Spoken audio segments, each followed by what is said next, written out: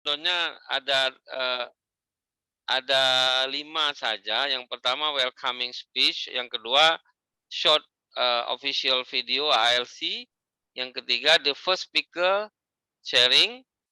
Kemudian biasanya kita ada song by video for refreshing before the last speaker, and after last speaker go to question answers. The participant will be to share question in chat box or to my email address, because I will to share my email in chat box as soon as possible. Therefore, the once more, ladies and gentlemen, today very interesting because we are with the senior professor, Professor Christiana, and then Professor Zaidi and Associate Professor Muzazi from Esa Unggul University. Therefore, let's we start this event with the pray first. Please pray which your religion right now, please. Bismillahirrahmanirrahim.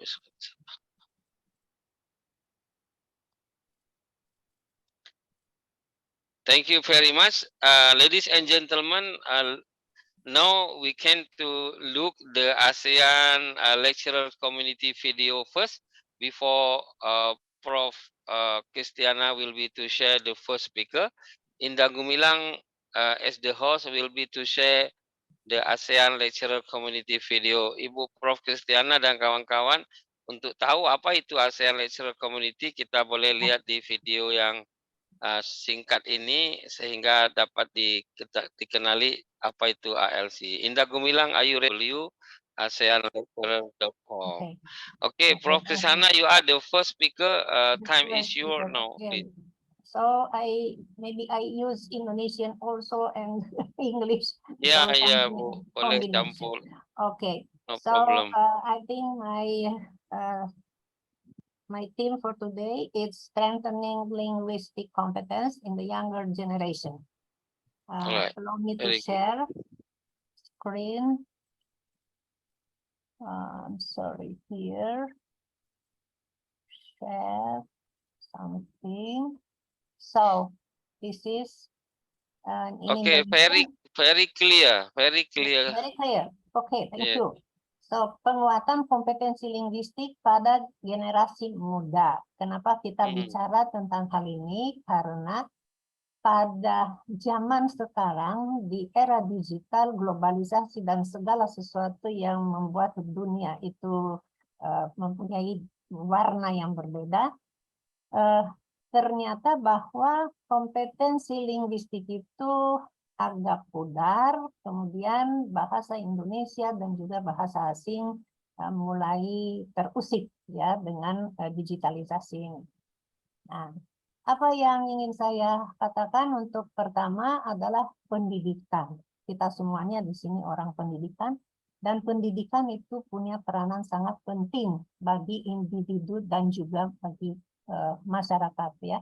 Itu ada manfaatnya, pendidikan itu sangat luas di berbagai bidang yang boleh lihat di sini, for a happy and stable life ya, kemudian helps earning money, plays a major role in the women empowerment, makes you self-dependent, turns your dreams into reality, makes the world a safer and more peaceful place, makes you confident, helps you become a useful member of the society for economic growth and the nation, and saves you from being cheated. Ya, itu berarti kan sangat penting segala sesuatu bisa diraih dengan pendidikan. Ini adalah gambar yang, oh my God, why? What happened? Oke. Ini adalah gambar menunjukkan apa yang disupport oleh pendidikan itu, diantaranya yang disebut tadi, dan juga ada promote women rights. Kita tahu apa yang penting atau tidak perempuan di dalam era digital ini. Kita tahu bahwa prinsip utama pembangunan manusia adalah kesadaran akan potensinya sendiri dan juga kebebasan menjalani kehidupan yang layak, ya. yang layak dan terhormat tentu saja. Dan hal yang berlaku ini baik untuk laki-laki maupun untuk perempuan. Nah, tapi ada apa namanya, walaupun disebut bahwa perempuan dan laki-laki sama-sama penting dan perlu diperhitungkan, tetapi ada tantangan ketika kita masih berpaku pada persoalan struktural dan juga kultural, ya. Bahwa secara kultural konstruksi gender yang masih merugikan salah satu kelompok yaitu perempuan, ya. Nah, karena ada budaya patriarki masih terlihat dalam praktek kehidupan bermasyarakat, ya. Nah, kemudian juga di dunia kerja mungkin perempuan tidak begitu mengambil tempat yang menguntungkan, ya. Nah, oke.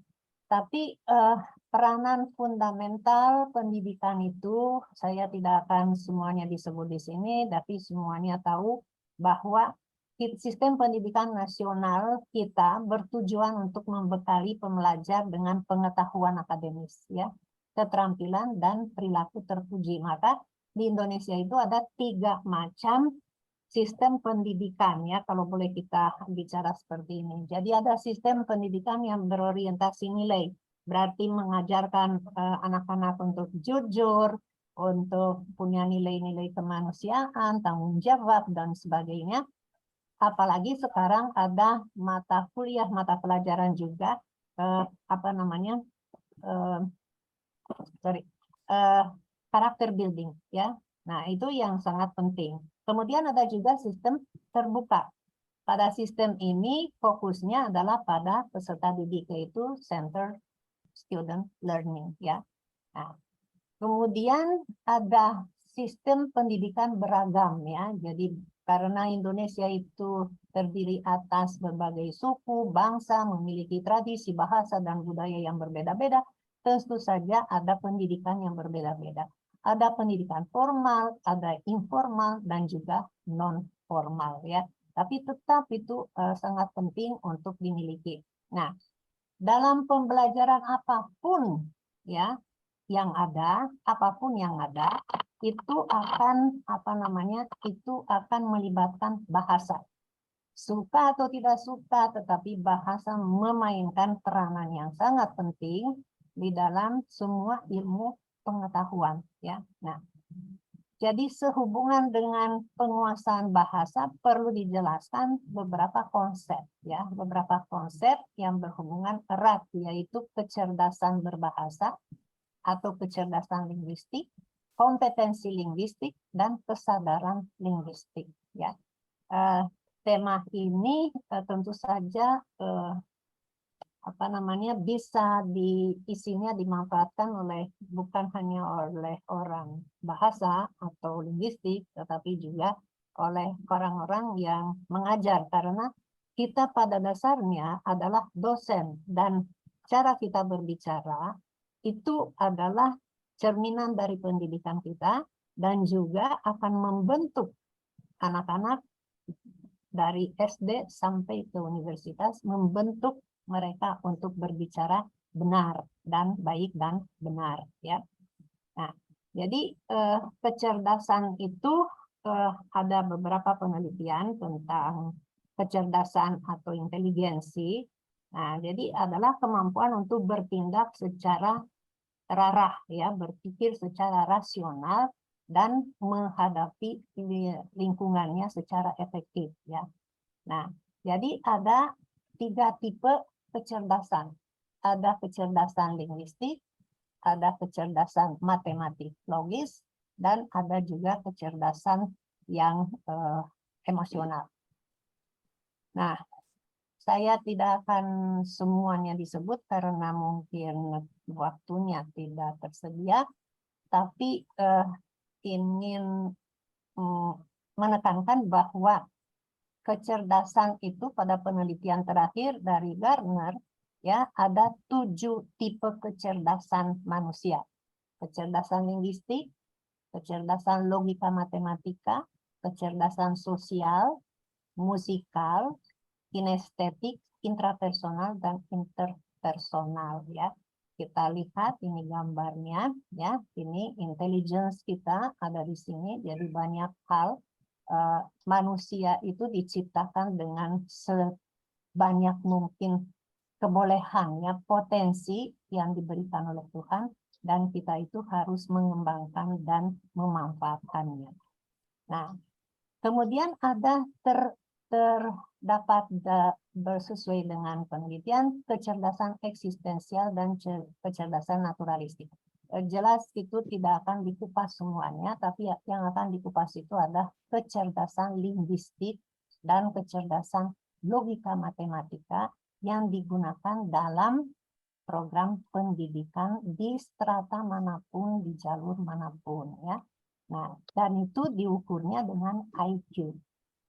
Kemudian kecerdasan sosial, musikal, dan kinestetik dihubungkan dengan seni, terus kecerdasan intrapersonal, interpersonal, dan itu diukurnya dengan EQ, ya. Nah, jadi kita melihat bahwa kecerdasan linguistik itu kemampuan untuk mengungkapkan apa yang kita pikirkan dalam cara yang bisa diterima dan dipahami oleh manusia yang diajak ngobrol atau partner kita bicara, ya.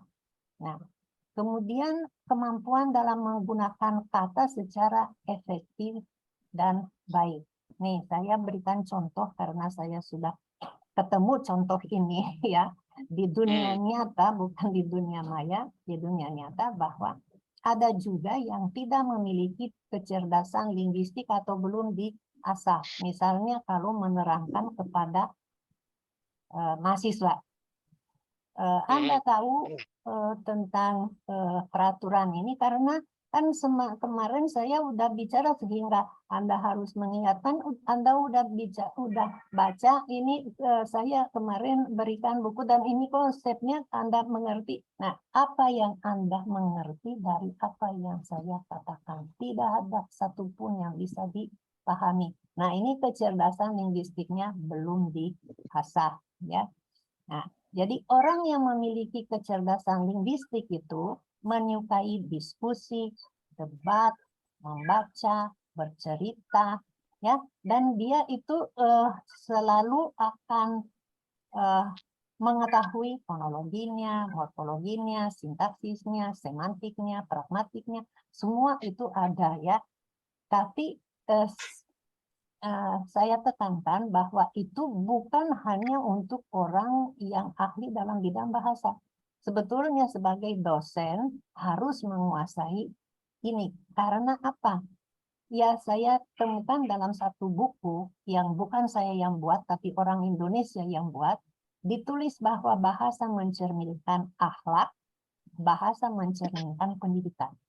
Nah, jadi kita sebagai dosen sebaiknya bicara sangat teratur, sistematis, ya, dan baik. Nah, kecerdasan linguistiknya, bagaimana pola pikirnya, selalu menggunakan kosakata. Kesukaannya apa? Membaca, menulis, bercerita, bermain dengan permainan kata-kata. Kebutuhannya apa? Buku-buku, radio, kaset, TV, ya, alat tulis, menulis, diskusi, debat, cerita. Semuanya dibutuhkan untuk orang yang punya kecerdasan linguistik. Nah, kemudian kecerdasan logika berpikir, ya. Nah, logika berpikir itu mencerminkan kecerdasan berbahasa yang orang itu miliki, ya. Jadi pandai berbahasa bukan berarti hanya bisa menguasai banyak bahasa, tapi harus mengolah bahasa itu, ya. Kecerdasan linguistik verbal merupakan kemampuan yang mengacu pada proses penyusunan pikiran dengan jelas. Bukan contoh seperti tadi, karena saya kemarin bicara dan itu Anda ingat apa? Nah, itu adalah sesuatu yang tidak baik, ya. Nah, saya lewat kompetensi. Nah, sekarang gini, memang kompetensi itu penting, ya. Itu kompetensi itu bisa digunakan dalam jenjang pendidikan juga. Nah, saya cerita dari pengalaman. Di Eropa ada beberapa kompetensi kunci yang perlu dimiliki oleh pembelajar. Misalnya, komunikasi yang baik dalam bahasa ibu. Jadi basic dari semua bahasa yang Anda mau pelajari, mau bahasa apapun, basicnya adalah bahasa ibu. Kalau Anda menguasai bahasa ibu dengan baik, pasti bahasa Inggris pun akan dikuasai dengan baik.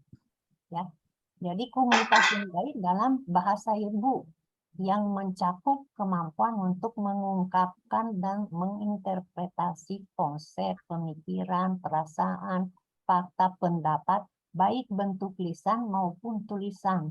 Nah, kenapa disebut maupun tulisan? Kita sebagai dosen, kita harus bisa menulis. Menulisnya apa? Menulis artikel yang harus dipublikasi di jurnal internasional berreputasi atau di jurnal nasional. Nah, tapi untuk itu kita harus punya kemampuan untuk mengungkapkan apa yang kita pikirkan, ya, pikirkan. Kemudian komunikasi dalam bahasa asing. Berarti dari 8 kompetensi itu, pertama komunikasi baik dalam bahasa ibu, kedua itu komunikasi dalam bahasa asing, ya, yang mencakup kemampuan pemahaman interkultural, ya. Nah, jadi apa namanya, di Eropa itu sejak kecil diajarkan bahasa asing, ya. Nah, kemudian kompetensi matematika dan kompetensi dasar dalam ilmu pengetahuan dan teknologi, ya.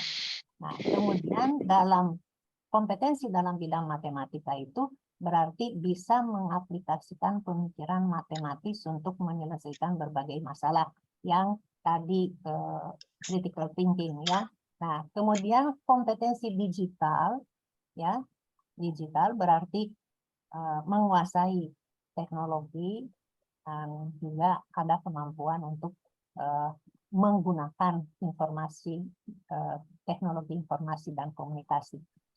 Nah, kemudian apa namanya, ada kompetensi belajar dan mempelajari, ya.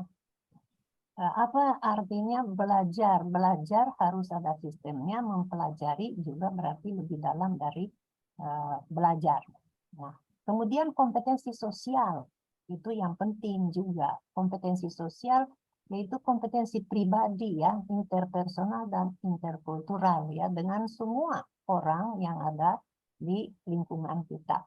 Nah, kemudian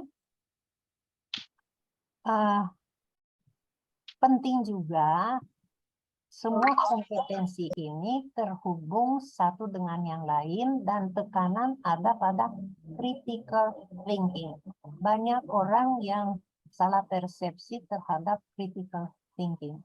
Critical thinking itu bukan mengkritik orang, tetapi melihat sesuatu dari berbagai perspektif, dan jika itu ada sesuatu yang kurang tepat itu memberikan solusi. Jadi bukan mengkritik tetapi memberikan solusi. Kemudian ada kreativitas, ada inisiatif, ada problem solving, ya, dan juga decision making dan manajemen perasaan. Nah, ini manajemen perasaan itu penting sekarang, zaman sekarang ketika orang itu cepat tersentuh. Nah, sekarang ada hubungan antara kecerdasan linguistik dan kompetensi linguistik, ya. Jelas itu antara bahasa dan cara kita mengekspresikan diri pasti ada hubungan. Kenapa kita? Kita kalau lihat ini otak manusia, ya. Otak manusia itu punya dua bagian, ya. Bagian kiri dan bagian kanan. Bisa lihat di bagian kiri itu adalah bahasa, analisis berpikir, logika, angka, rasionalitas, dan matematik. Di sini berarti bahasa berada di ranah matematik, ya. Nah, kanan itu seni, musik, ya, kemudian kreativitas, konseptual, berfantasi dan sebagainya, musik itu emosi. Nah, berarti logika berbicara kita berada bahasa di sebelah kiri otak kita, ya. Nah, ini enggak usah. Nah, jadi itu alat komunikasi manusia itu sangat penting. Kalau kita tidak bisa berkomunikasi dengan baik, bagaimana orang lain bisa menerima apa yang kita katakan, ya? Nah, apa yang terjadi? Apa yang harus dikuasai oleh pembelajar dalam bahasa Indonesia? Nah, kita tahu bahwa bahasa Indonesia adalah bahasa identitas bangsa Indonesia ya. Nah, jika pembelajar sekolah dasar, menengah, dan atas menguasai bahasa Indonesia, mereka akan dapat mengidentifikasi fakta, opini, perasaan, baik secara lisan maupun tertulis ya. Menyampaikan pikiran, pendapat, perasaan secara sistematis dan rasional. Berpartisipasi dalam percakapan dan interaksi verbal dengan orang lain dalam konteks yang dia kenal gitu. Ada yang dapat dikuasai oleh mahasiswa apa ya? Jika mahasiswa menguasai bahasa Indonesia dengan baik, mereka akan bisa mencari, mengumpulkan, mengolah informasi, ya pendapat, gagasan. Nah, partisipasi dalam interaksi verbal dengan berbagai orang, dengan di berbagai situasi, ya. Nah, apa yang berpengaruh pada kecerdasan linguistik ini? Sebetulnya faktor sosial ekonomi. Kenapa demikian? Karena kita tahu bahwa diperlukan buku, diperlukan segala sesuatu yang sangat penting, ya. Kemudian ada faktor pendidikan, ya, faktor pendidikan. Kemudian nilai agama yang dianut oleh orang tua, karena di rumah itu harus ada aturan yang berlaku sesuai dengan nilai-nilai agama yang dianut. Kemudian faktor kepribadian dan lingkungan keluarga. Kenapa kita bicara lingkungan keluarga? Karena di keluarga ada ibu, bapak, atau anggota lain itu yang bisa mengontrol apa yang dilakukan oleh anak dan apakah tugasnya untuk sekolah dilakukan atau tidak. Apalagi pada zaman sekarang ketika muncul kebiasaan yang sangat tidak mendukung perkembangan anak, yaitu dari kecil sudah diberikan gadget dan asal tenang, tidak nangis dan tidak minta apa-apa, itu gadget itu sesuatu yang sangat penting bagi keluarga sekarang. Nah, itu akan menghancurkan segala-galanya. Kemudian ada juga jumlah anak yang dimiliki keluarga yang memengaruhi pola asuh yang diterapkan oleh orang tua. Ya. Nah, apa yang didapatkan dalam pembelajaran bahasa Indonesia? Karena saya kebetulan mengajar bahasa Indonesia juga. Jadi untuk mengetahui potensi pembelajar dalam berbahasa dapat dilakukan melalui penugasan kompetensi dalam penguasaan kompetensi bahasa Indonesia. Ya. Nah, jadi itu diajarkan dari sekolah SD sampai ke pelajaran wajib di universitas. Ya. Nah, melalui bahasa Indonesia dapat dikembangkan kecerdasan linguistik baik secara verbal maupun secara tulisan, ya. Tapi jika bahasa Indonesia dikuasai dengan baik dan benar, nah bahasa asing itu mudah dipelajari. Apa yang terjadi? Selalu ada kendala ketika mempelajari bahasa asing. Kenapa? Karena konsep yang dimiliki dalam bahasa ibu itu tidak mantap. Ya. Nah, kalau pembelajaran bahasa asing itu perlu perlu berangkat dari hal-hal yang kecil ya sampai ke hal-hal yang complicated begitu. Nah, jadi kompetensi komunikasi dalam bahasa asing ini bisa dilihat dari perspektif antropologis, psikologis, pedagogis, dan juga sosiologis ya. Nah, jadi mungkin terlalu mendetail tidak ya. Nah, kemudian fungsi kompetensi dalam bahasa asing didekati dari perspektif paradigma kurikulum. Nah, kita bicara sekarang tentang mengapa perlu kita belajar bahasa lain selain bahasa Indonesia. Karena itu akan membuka wawasan kita membuat orang berpikir lebih luas, meningkatkan kesadaran berbahasa dan juga kompetensi linguistik, dan memperbaiki sikap terhadap budaya lain. Nah, jika kita memahami itu, bisa memahami budaya lain juga, ya. Nah, jadi di Indonesia yang umum dipelajari di sekolah dasar, menengah, dan sebagainya adalah bahasa Inggris, ya. Nah, jadi menurut pengamatan saya, sedikit dari jumlah siswa mampu menggunakan bahasa Inggris setelah mempelajarinya minimal 6 tahun. Kita tidak katakan atau tidak berbicara tentang bahasa Inggris yang mereka pelajari di SD. Tapi apa yang mereka pelajari SMP dan SMA itu sudah 6 tahun. Tapi setelah 6 tahun tidak bisa berbicara dalam bahasa asing, ya. Nah, konsep tentang waktu, tentang jumlah, kongruensi atau kesesuaian antara subjek dan predikat itu sulit dipahami oleh pembelajar ini. Jadi, mengapa hal demikian terjadi? Ya, mengapa? Nah, jadi para ahli mengatakan bahwa bahasa pertama itu berpengaruh pada proses penguasaan bahasa selanjutnya, bahasa asing apapun yang akan ini. Nah, pandangan ini karena secara disadari atau tidak, peserta didik melakukan transfer atau memindahkan unsur-unsur bahasa pertama ke struktur bahasa kedua. Ya. Nah, itu apa namanya yang saya katakan tadi, jika bahasa pertama itu baik dan benar, bahasa asing juga iya. Jadi bukan masalah pembelajaran, tetapi masalah konsep, ya, masalah konsep. Ada faktor yang menghambat belajar, yaitu apa? Kurangnya waktu dan motivasi. Tidak ada motivasi untuk belajar. Pelajaran tata bahasa yang membosankan. Kenapa membosankan? Karena tidak memahami. Dan bagaimana caranya memahami? Harus kecerdasannya dari otak sebelah kiri itu digunakan. Takut berbicara. Takut berbicara. Nah, di sini juga takut berbicara itu berarti kan takut salah. Ya, takut salah.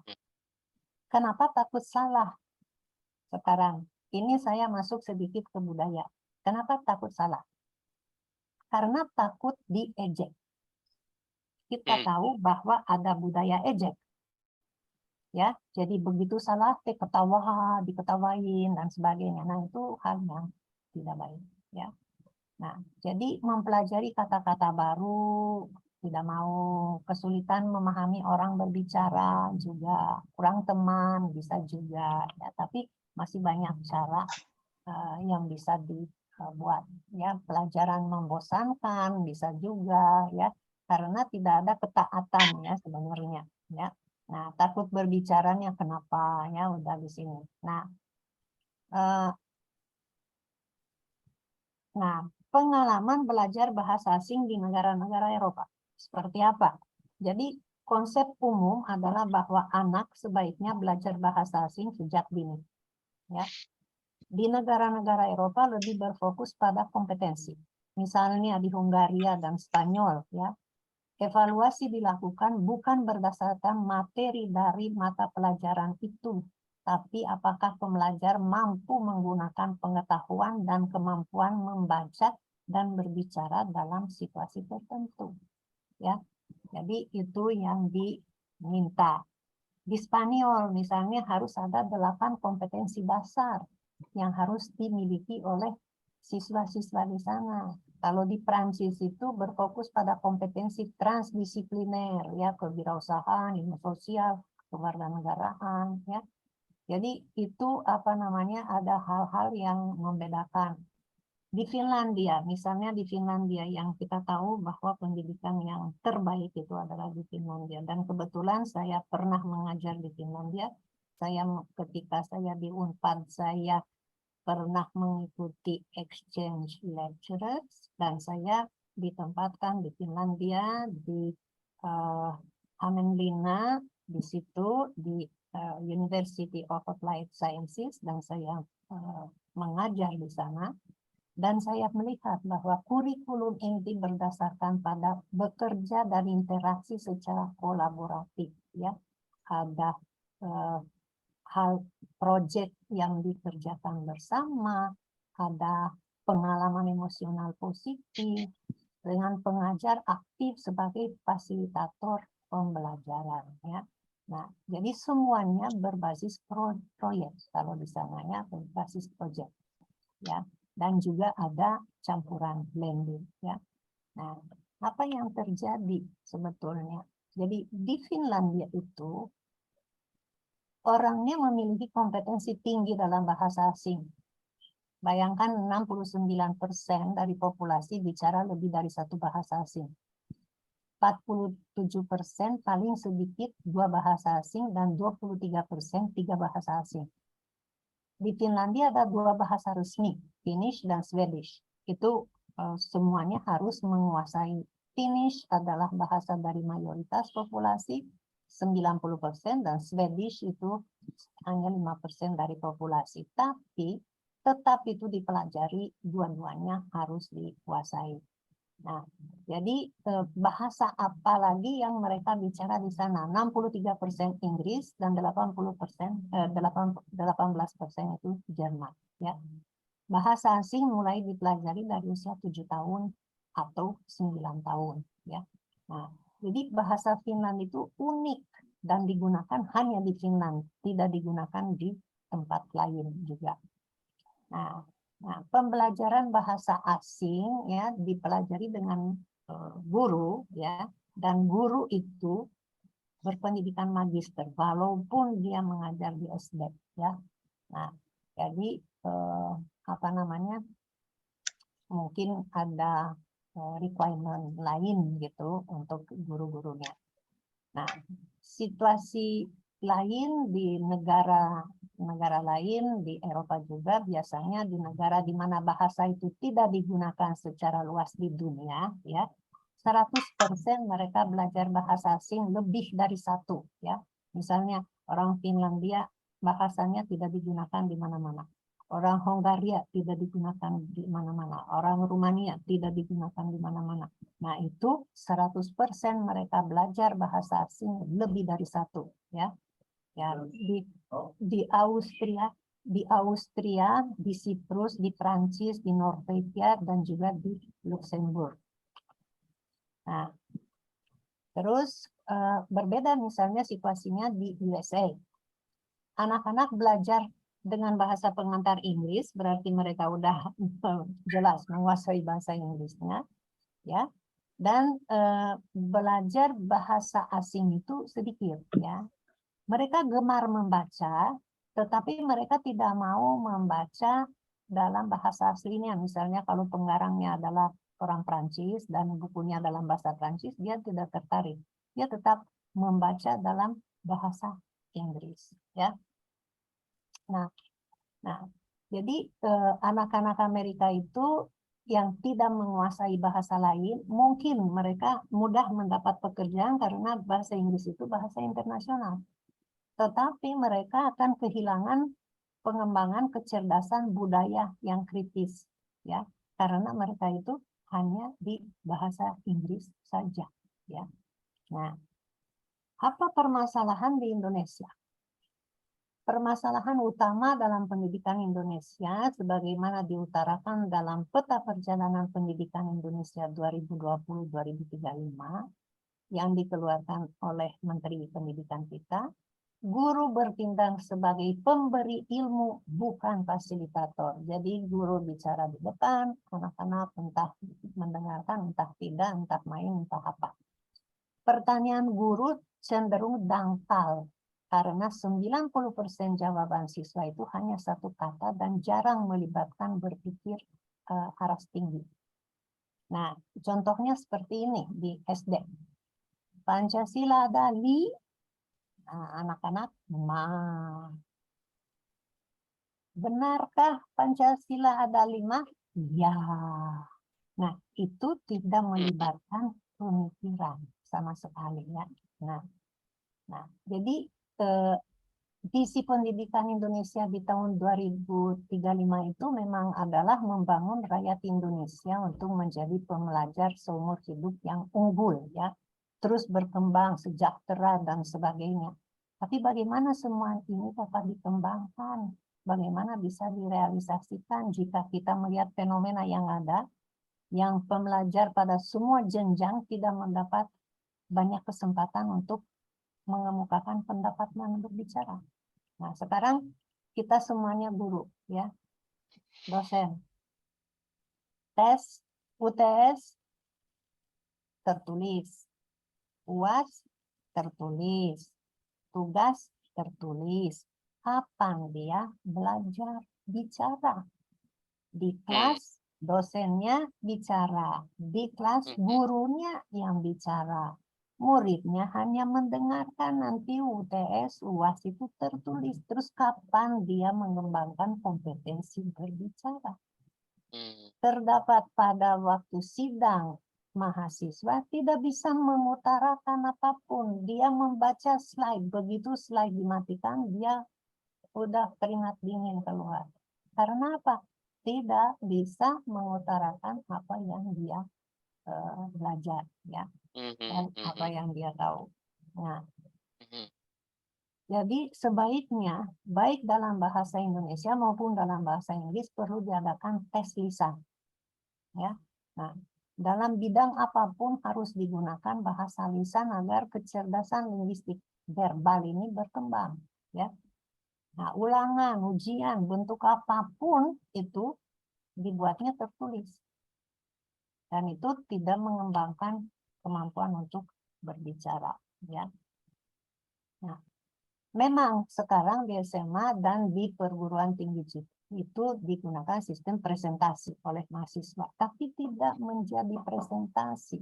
Presentasi itu hanya merupakan upaya agar mahasiswa dapat mengutarakan pikiran mereka sehubungan dengan satu tema, ya. Tapi PowerPoint itu tidak, mereka hanya baca PowerPoint-nya, tapi tidak menerangkan PowerPoint-nya. Bagaimana bahasa asing, ya? Masalahnya itu kan lebih kompleks, ya. Karena apa? Karena bahasa Inggris yang dipelajari di sekolah di sini melibatkan lebih banyak konsep daripada bahasa Indonesia, ya. Nah, jadi harusnya di sekolah dasar itu memang diberikan permainan, lagu, game, main di kelas, ya, dimainkan di kelas, ya. Dengan bermain dan menggunakan media pelajaran yang menarik, mungkin mereka juga tidak merasa terbebani, ya, terbebani.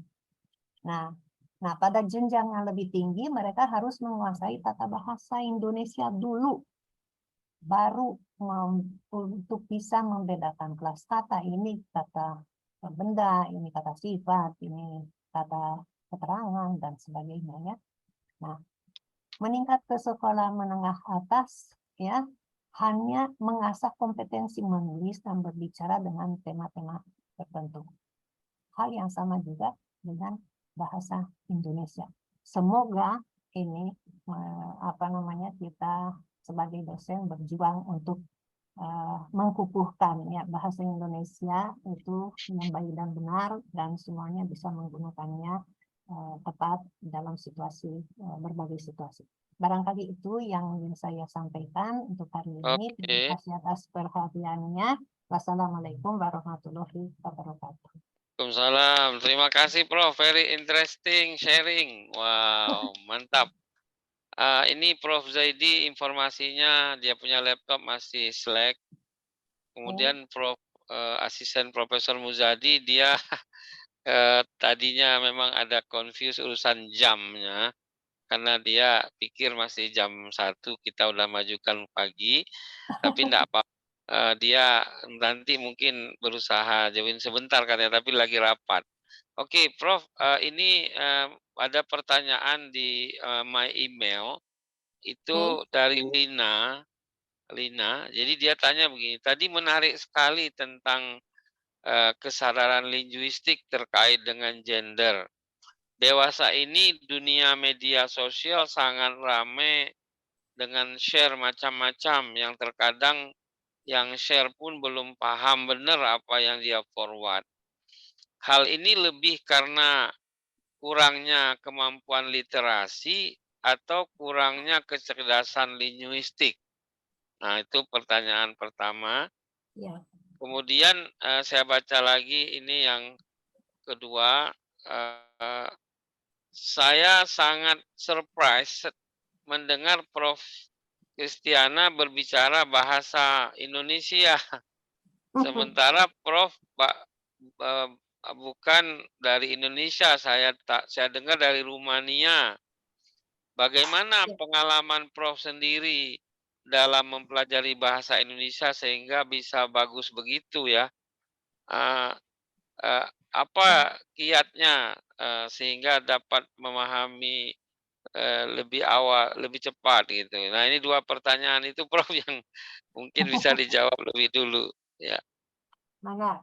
Mungkin Oke. your screen, you can to shut down your screen first supaya kameranya. Ini sebentar ya, saya ini mau stop share dulu. Oke, Ya, stop share.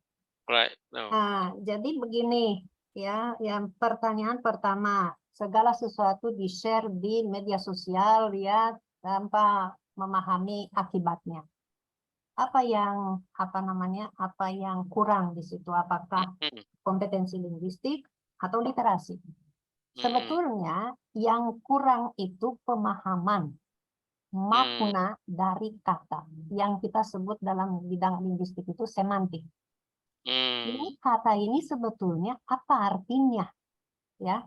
Jadi tidak digunakan asal tanpa mengetahui intinya seperti apa, kemudian di-share begitu dan menjadi masalah. Saya cerita pengalaman saya, seorang ibu meminta kepada saya untuk membuat melihat suatu teks itu dari sisi linguistik forensik, ya.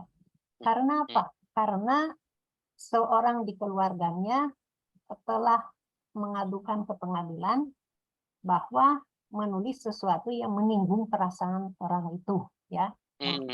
Nah, itu. Jadi maksud dari yang menulis dari si ibu ini bukan untuk menyinggung perasaan, tetapi kata yang dia gunakan itu memang menyinggung perasaan orang. Nah, berarti dia tidak memahami makna dari kata-kata tersebut. Makanya harus tahu apa sih sebenarnya gitu, apa sebenarnya ini. Nah, kemudian ini di sini di Indonesia banyak orang yang menggunakan kata yang dia tidak tahu artinya apa. Ini contoh kecil aja. Kalau Anda pergi ke puncak, terus ada rumah yang disebut villa, ya, disebut Villa Verde.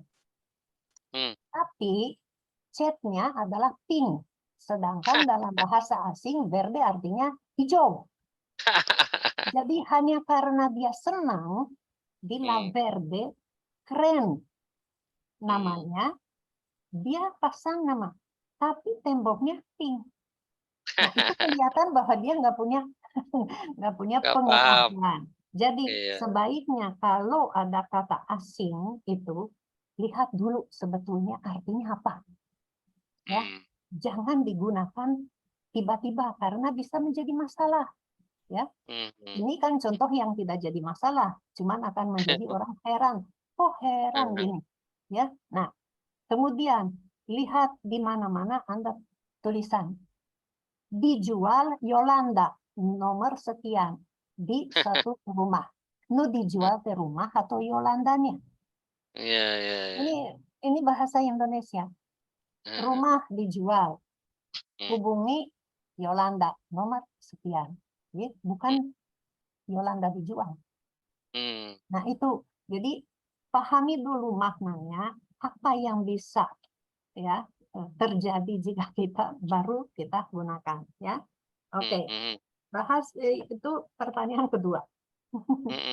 Memang saya berasal dari Rumania. Rumania itu punya bahasa sendiri, bahasa Rumania yang akarnya adalah Latin, mirip bahasa Itali, Spanyol, Portugis, Prancis. Ya, jadi akarnya ke situ. Misalnya saya memahami apa yang dibicarakan oleh orang Itali, tapi saya tidak bicara seperti dia. Dia juga memahami apa yang saya katakan, tapi dia tidak bicara seperti saya.